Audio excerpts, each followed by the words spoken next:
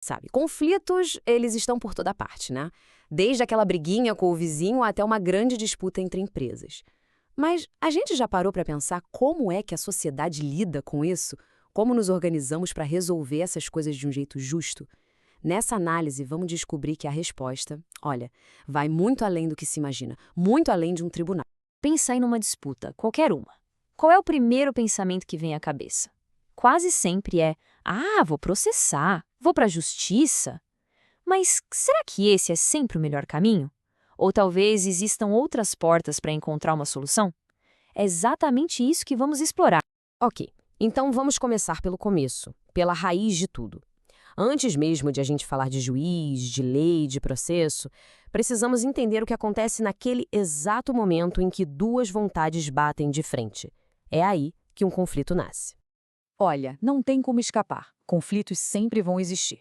Mas imagina se cada um resolvesse as coisas na base do meu jeito. Seria uma bagunça total, um verdadeiro caos, não é mesmo? Foi para evitar isso que as sociedades criaram uma solução, entregar ao Estado o monopólio da força e, com isso, o dever de organizar um sistema para garantir a paz.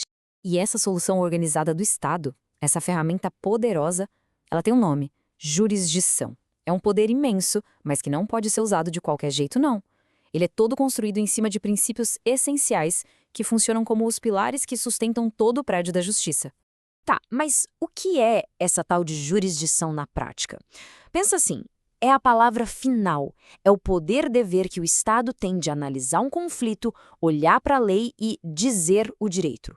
Ou seja, declarar quem tem razão.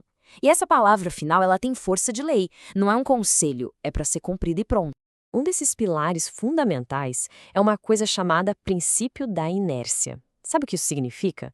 Que o juiz não pode simplesmente sair por aí abrindo um processo porque ouviu falar de algum problema. A justiça é tipo um carro parado com o motor desligado. Alguém precisa ir lá, a parte interessada, e girar a chave na ignição. Só que, uma vez ligado, aí sim o processo segue seu curso, impulsionado pelo próprio sistema. Outro pilar igualmente essencial é a imparcialidade. Pensa num juiz de futebol. Ele não pode torcer para nenhum dos times, certo?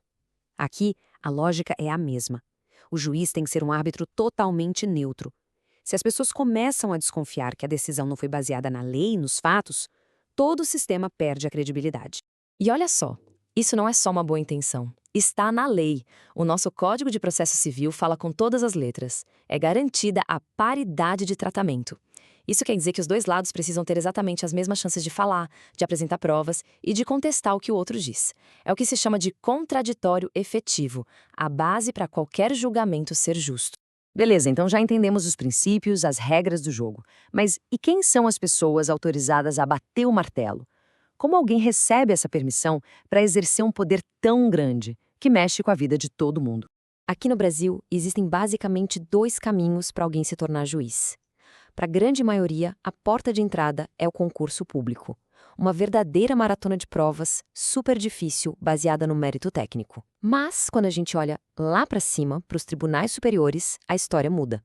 Aí a escolha se torna política, baseada em reputação e experiência, como acontece com os ministros do STF ou nas vagas do famoso Quinto Constitucional. Ok, o juiz tem todo esse poder. Mas quem fiscaliza o fiscalizador? Para evitar que esse poder vire uma coisa absoluta, foi criado um órgão de controle externo, o Conselho Nacional de Justiça, o CNJ. Ele funciona como um fiscal do próprio judiciário, garantindo que o sistema funcione de forma transparente e que os juízes cumpram seus deveres. Bom, até aqui, a gente focou bastante no caminho tradicional, na estrada principal que é o processo judicial. Mas e se essa não for a única estrada? E se para alguns problemas existirem atalhos melhores? Uma visão mais moderna propõe um sistema de múltiplas portas, onde o tribunal é apenas uma das opções. A lógica por trás disso é poderosa. Nem todo prego precisa de um martelo. Para uma briga de vizinhos, talvez uma conversa mediada seja muito mais eficaz do que anos de processo. Para uma questão comercial, uma negociação pode preservar a relação entre as empresas. A ideia é justamente essa: encontrar a ferramenta certa para cada tipo de conflito. E aqui está a grande virada de chave. Na justiça tradicional, a lógica é de cima para baixo. Um terceiro, o juiz, impõe a solução. Já nessas outras portas, na chamada autocomposição, as próprias partes constroem a solução. O poder de decisão volta para as mãos de quem realmente vive o problema. E essa autocomposição pode acontecer de várias formas. Na transação, os dois lados abrem mão de algo para chegar num meio termo.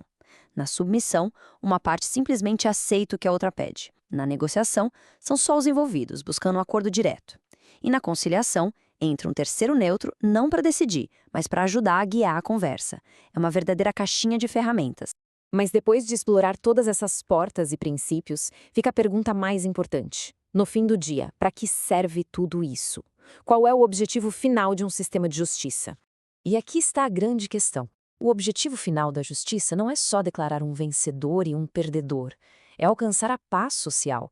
É garantir que, no final do processo, o conflito tenha sido de fato resolvido, permitindo que as pessoas possam virar a página e seguir em frente com suas vidas. E tem mais. Além de pacificar, a justiça também educa.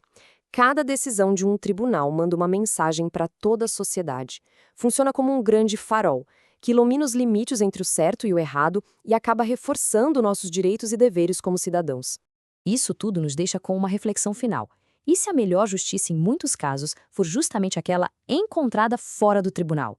Uma pergunta que nos convida a repensar o que realmente significa resolver um conflito de verdade,